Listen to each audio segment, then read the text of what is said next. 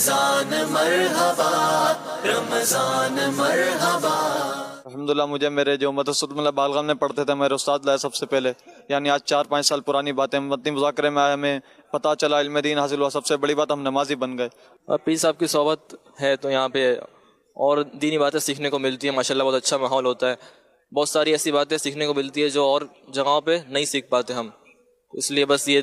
دین سیکھنے کے لیے حاضر ہوتے ہیں۔ جی الحمدللہ عز وجل، امیر اہل سنت کی بارگاہ میں آج حاضری ہوئی،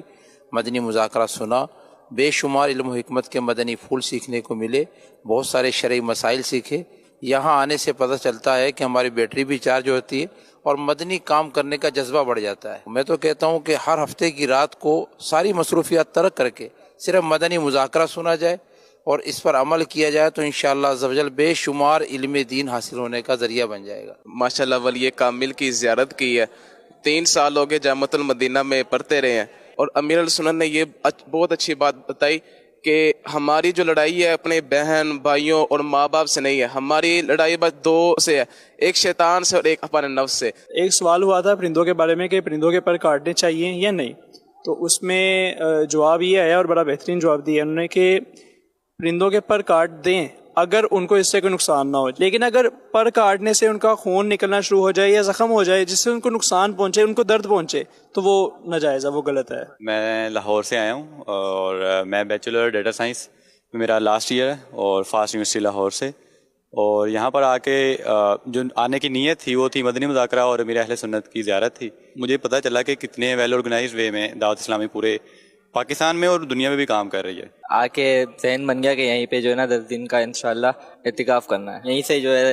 اعلیٰ حضرت کی محبت بھی ملی۔ اس ماحول میں جو میری انٹری ہوئی ہے 4 ماہ سے 3 سے 4 ماہ سے ہوئی ہے۔ امیر اہل سنت سے مولانا الیاس قادری صاحب سے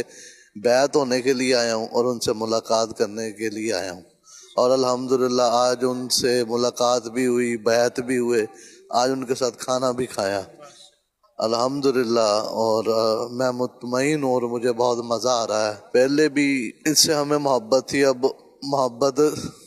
100 گنا ڈبل ہو گئی ہے۔ پہلی مرتبہ آج فیضان مدینہ آیا ہوں، میری یہ بڑی خوش نصیبی کی بات ہے، انشاءاللہ یہاں کے صدقے سے مدینے بھی جائیں گے۔ یہاں تو الحمدللہ جو بھی آتا ہے فیض لے کر جاتا ہے، خالی یہاں سے کوئی بھی نہیں جاتا۔ جب بھی مجھے ڈیوٹی سے ٹائم ملے تو میں حاضر ہو جاتا ہوں اور ہفتے کی رات میں یہاں پیر و مرشد کی بارگاہ میں گزارتا ہوں۔ الحمدللہ رب العالمین، بے حد مجھے یہاں سے جو ہے نا زندگی میں فیض ملا ہے۔ امیر علیہ سنت کو اللہ رب العزت دراز عمر بالخیر عطا فرمائے، ان کا سایہ تادم دیر ہمارے پر اور پوری امت مسلمہ پر قائم و دائم فرمائے، کیونکہ اولیاء اللہ کا فیضان ہی ہے، اللہ والے ہی اللہ سے ملا دیتے ہیں۔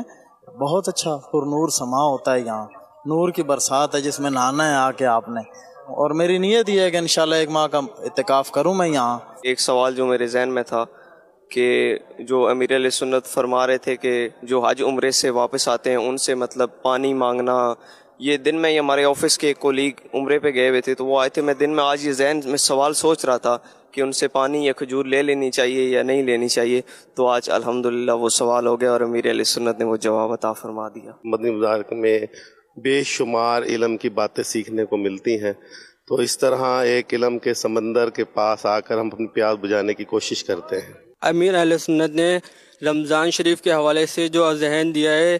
وہ 10 ڈیز کا میں نے بھی نیت کی ہے کہ اینڈ کے 10 ڈیز انشاءاللہ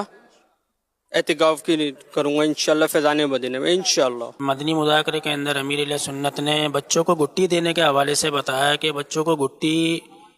اپنے بزرگان دین سے، امام صاحبان سے، عالم صاحب سے، حافظ صاحب سے دلوائی جائے تاکہ اچھی صحبت کا اثر ہو۔ الحمدللہ امیر علیہ سنت ہمارے پیر صاحب ہیں، سب سے بڑی بات یہ ہے، ٹھیک ہے، اور دوسری بات یہ ہے کہ کراچی میں یہ مدنی مرکز ہماری جان ہے۔